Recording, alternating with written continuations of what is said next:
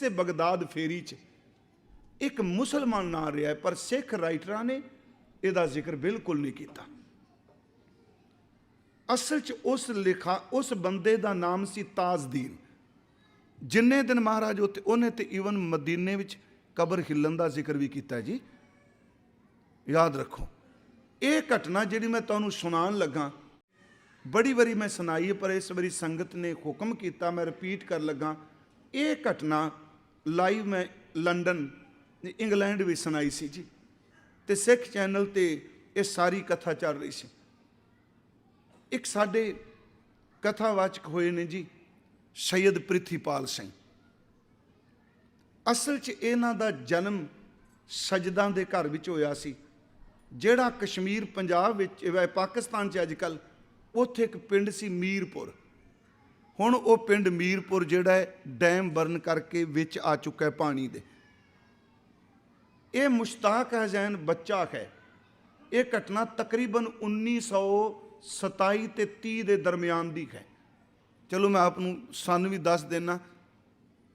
इन्हां दा बाप मुश्ताक हुसैन दा बाप बहुत विद्वान सी ते एक वो मांदरी सी, मांदरी मंत्र करने वाला। वो अपने बच्चे नूं खज ते लै गया।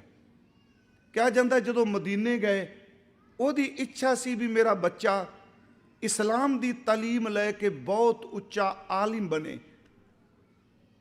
उसने कहा भी तू हाले जिहड़ियां किताब लाइब्रेरी है पुस्तकालय है तू इहदा मुतालिया कर। जिहड़ी उत्थे उहनूं पढ़दे फिर एक किताब मिली, उसका नाम सी सियातो बाबा नानक फकीर। उन्हें नाम दिता है ते राइटर का नाम सी ताजदीन। उन्हें जो किताब पढ़ी उस किताब विच ताजदीन ने जिन्ने दिन महाराज उत्थे रहे आ उन्ने दिन का वेरवा दिता। अज बाबा जी आ बोले, अज बाबा जी ने आ कहा। वो हिंदी पीर कहंदा है, उहदे विचों लिखदा है कि काजी रुकनदीन ने 360 सवाल गुरु नानक साहब नूं कीते।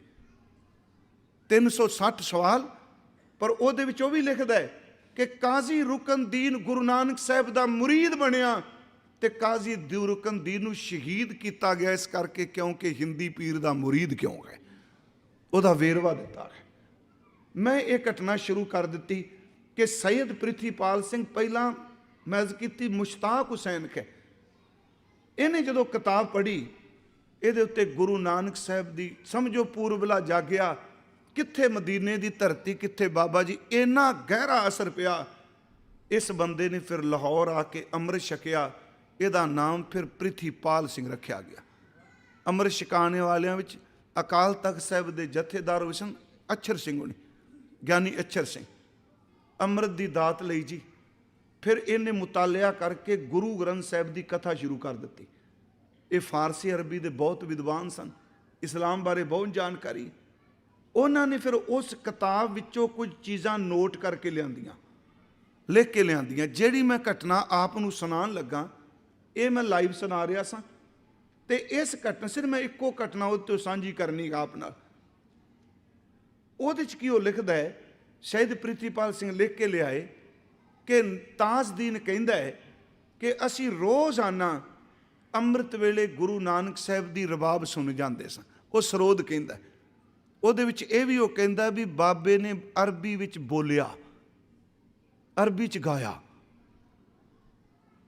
वो कहंदा है असी रोज़ जाने हैं, पर असी लैके जाते सां खजूरां ते शहद, ये मिठा लैके जाते सां।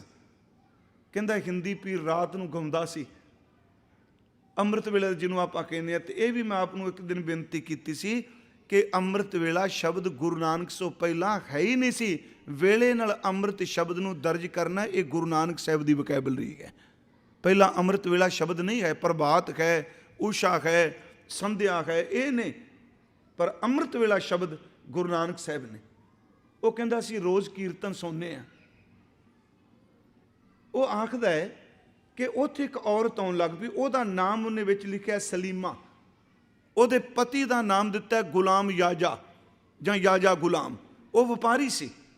कहंदा वो सलीमा रोज़ आउंदी है, जदों बाबा गाउंदा दूर बैठ जाती है, मुख उत्ते पर्दा है, वो हिजाब है, रोज़ आउंदी है नेम नाल। कोई परवाह नहीं करती किसी की। कहता एक दिन वो लिखारी कहता ताजदीन कि दिन की घटना उत्थे लिखा, अज मैं रिपीट दोबारा की उन्होंने कि दिन की घटना कि सलीमा आई है तो बाबा नानक हिंदी पीर मैनू आवाज़ दे के कहता ताजदीन नूं लिखारी नूं भी एक काम करी भी सलीमा नूं बोल कि उठ अपने घर चली जा, हुण इत्थे बैठना। वो कहता मैं आप उठ के गया तो मैं सलीमा नूं आवाज़ दिती, सलीमा हिंदी पीर ये शब्द कह रहे है कि तू वापस अपने घर चली जा, जल्दी चली जा। वो कहता मेरे कहन की देर सी, सलीमा उठी। अज पता नहीं कीर्तन च की वजद आया, उन्होंने रस आया, वजद आई, वो अगे वध के उन्हें गुरु नानक साहब के चरणों च अपना मत्था ला दिता। कहता जदों मत्था लाया, हुण गुरमुखो बाबे नानक नूं व्यक्ति ना समझियो।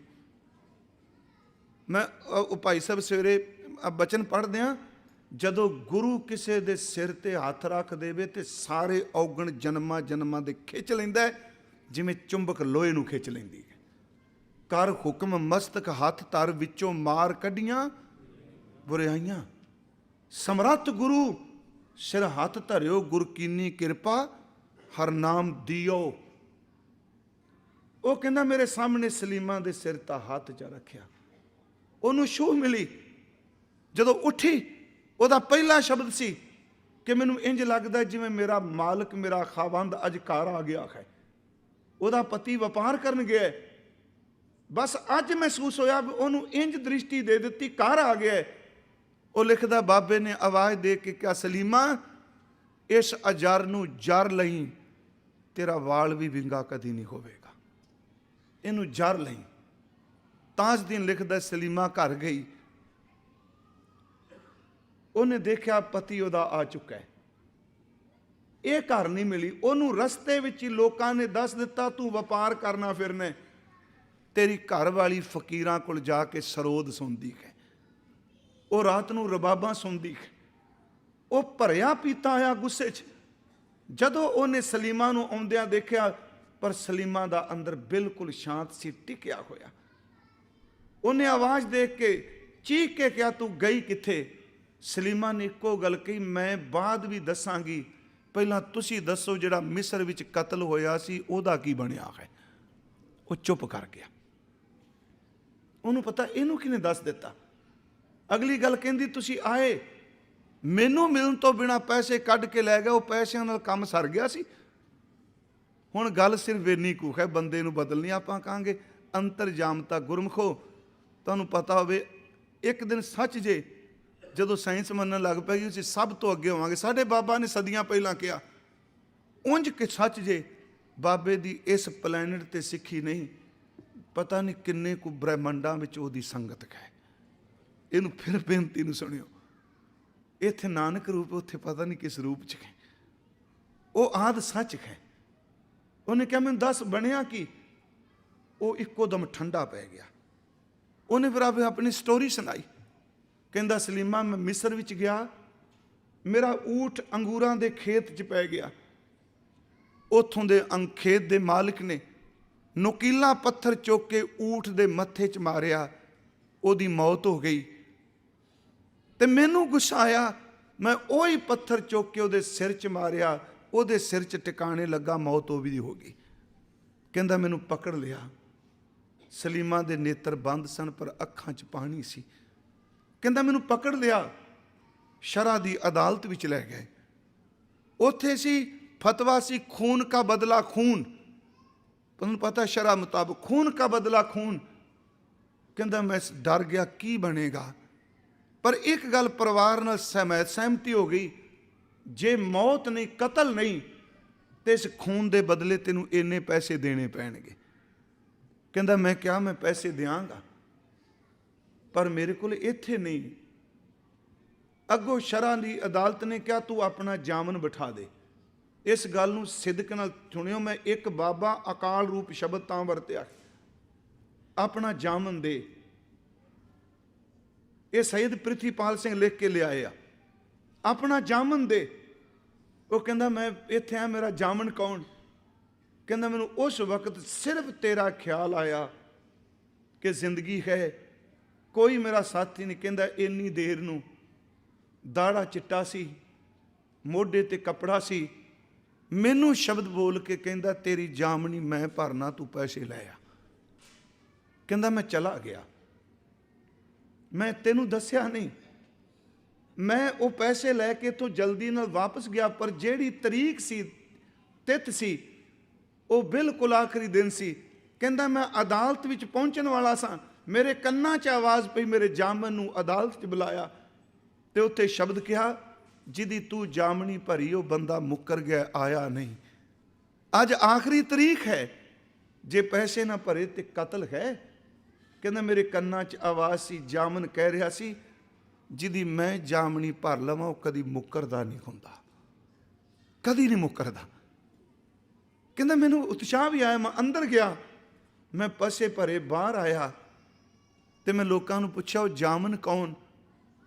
ਅੱਗੋਂ ਉੱਤਰ ਮਿਲਿਆ, ਸਾਨੂੰ ਤਾਂ ਪਤਾ ਨਹੀਂ, ਤੇਰਾ ਹੀ ਸੀ ਕੋਈ ਬੰਦਾ। ਕਹਿੰਦਾ ਮੈਨੂੰ ਚਿੰਤਾ ਖਾ ਰਹੀ, ਉਹ ਕੌਣ ਸੀ?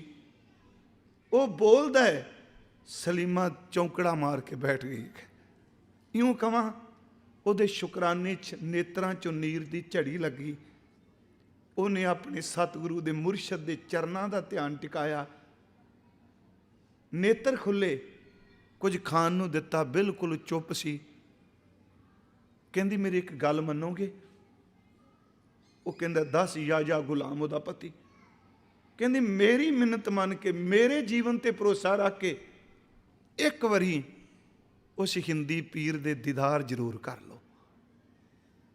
ਉਹ ਤਾਜਦੀਨ ਲਿਖਦਾ ਹੈ, ਕਹਿੰਦਾ ਮੈਂ ਦੇਖ ਰਿਹਾ ਸਾਂ ਦੂਜੇ ਦਿਨ ਸਲੀਮਾ ਆਈ, ਉਹਦਾ ਨਾਲ ਪਤੀ ਸੀ, ਖਾਵੰਦ ਸੀ ਉਹਦਾ। ਕਹਿੰਦਾ ਬਾਬਾ ਰਬਾਬ ਨਾਲ ਗਾ ਰਿਹਾ ਸੀ, ਵੱਧ ਚ ਆਇਆ, ਉਹ ਬੈਠਾ ਪਿੱਛੇ ਹਨੇਰੇ 'ਚ ਗਾ ਰਿਹਾ, ਤਾਰਿਆਂ ਦੀ ਛਾਂ 'ਚ ਗਾ ਰਿਹਾ, ਪੱਥਰ ਤੇ ਬੈਠਾ। ਕਹਿੰਦਾ ਜਦੋਂ ਥੋੜਾ ਜਿਹਾ ਚਾਨਣ ਹੋਇਆ ਤੇ ਇੱਕੋ ਦਮ ਉਹ ਜਾਜਾ ਗੁਲਾਮ ਦੌੜਿਆ ਤੇ ਸਲੀਮਾ ਨੂੰ ਜਿਵੇਂ ਚੀਕ ਕੇ ਕਹਿੰਦਾ, ਸਲੀਮਾ ਇਹੀ ਉਹ ਜਾਮਣ ਨੇ ਜਿਹੜਾ ਮੌਤ ਦੇ ਮੂੰਹ ਵਿੱਚੋਂ ਮੈਨੂੰ ਬਚਾ ਕੇ ਲਿਆਇਆ ਹੈ। ਕਹਿੰਦਾ ਸਾਰੀਆਂ ਥਾਵਾਂ ਤੇ ਬੈਰਾਗ ਛਾ ਗਏ, ਉੱਥੇ ਹਰ ਇੱਕ ਦੇ ਚਿਹਰੇ ਤੇ ਨੇਤਰਾਂ 'ਚ ਨੀਰ ਸੀ। ਮਹਾਰਾਜ ਮੁਸਕਰਾ ਕੇ ਕਹਿੰਦੇ ਆ, ਤੂੰ ਸ਼ੱਕ ਨਾ ਕਰ, ਇਹ ਰੋਜ਼ ਰੱਬ ਦੀ ਬਾਣੀ ਸੁਣਦੀ ਏ, ਬਾਣੀ ਸੁਣਨ ਵਾਲਿਆਂ ਦੀ ਬਾਂਹ ਪਕੜਨਾ ਮੈਂ ਲੋਕ ਤੇ ਪਰਲੋਕ ਨਹੀਂ ਛੱਡਦਾ। ਮੈਂ ਇਹ ਸਾਰੀ ਸਾਖੀ ਸੁਣਾ ਦਿੱਤੀ ਜੀ ਵੀ ਸਲੀਮਾ ਹੁਣ ਮਨ 'ਚ ਬੜਾ ਹੈ, ਤੇ ਤੁਹਾਡੇ ਮਨ 'ਚ ਵੀ ਕਈਆਂ ਦੇ ਹੋਣਾ ਵੀ ਬਾਬਾ ਜੀ ਉੱਥੇ ਬੈਠੇ ਉੱਥੇ ਕਿਵੇਂ, ਹੈ ਨਾ। ਇਹ ਗੱਲ ਯਾਦ ਰੱਖਿਓ, ਗੁਰੂ ਨੂੰ ਪੰਜਾਂ ਤੱਤਾਂ ਦੇ ਪੁਤਲੇ 'ਚ ਮਤ ਸਮਝੋ, ਮਾਨੂ ਕਾਕਰ ਰੂਪ ਨਾ ਜਾਣ। ਹਾਂ ਇਹ ਗੱਲ ਹੋਰ, ਕੇਵਲ ਇਹਨਾਂ ਅਦਾਲਤਾਂ 'ਚ ਨਹੀਂ, ਗੁਰੂ ਅਰਜੁਨ ਦੇਵ ਕਹਿੰਦਾ ਮੇਰਾ ਗੁਰੂ ਉੱਥੇ ਵਕਾਲਤ ਕਰਦਾ ਜਿੱਥੇ ਰੱਬ ਦੇ ਘਰ ਵਿੱਚ ਕਚਹਿਰੀ 'ਚ ਫੈਸਲੇ ਹੁੰਦੇ ਆ। ਜੈਸਾ ਸਤਿਗੁਰ ਸੁਣੀਦਾ ਤੈਸੋ ਹੀ ਮੈਂ ਢੀਠ, ਵਿਛੜਿਆ ਮੇਲੇ ਪ੍ਰਭੂ ਹਰ ਦਰਗਹਿ ਕਾ ਬਸੀਠ। ਬਸੀਠ ਦਾ ਅਰਥ ਹੈ ਵਕੀਲ। ਗੁਰਮੁਖੋ ਸਤਿਗੁਰ ਸਿੱਖਾ ਖਲਤ ਪਲਤ ਸਵਾਰੈ, ਨਾਨਕ ਸਤਿਗੁਰ ਸਿੱਖੋ ਜੀ ਨਾਲ ਸਮਾਰੈ।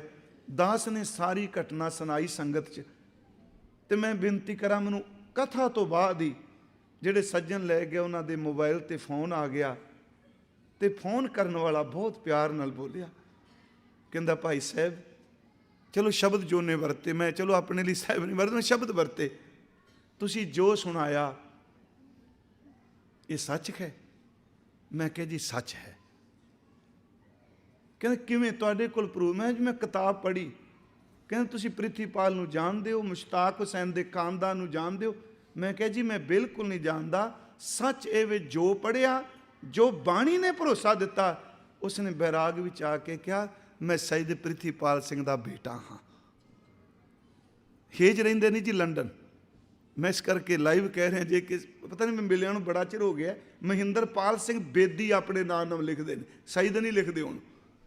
ਮੈਂ ਉਹਨਾਂ ਦਾ ਬੇਟਾ ਹਾਂ ਤੇ ਮੈਂ ਚਾਹੁੰਦਾ ਤੁਸੀਂ ਮੇਰੇ ਘਰ ਆਓ ਤੇ ਮੈਂ ਤੁਹਾਨੂੰ ਕਿਤਾਬ ਦਿਖਾਣੀ ਚਾਹੁੰਦਾ ਜਿਹੜੀ ਮੇਰੇ ਅੱਬਾ, ਮੇਰੇ ਪਿਤਾ ਜੀ ਉਹ ਲੱਥਾ ਕਰਕੇ ਲਿਆਏ ਆ।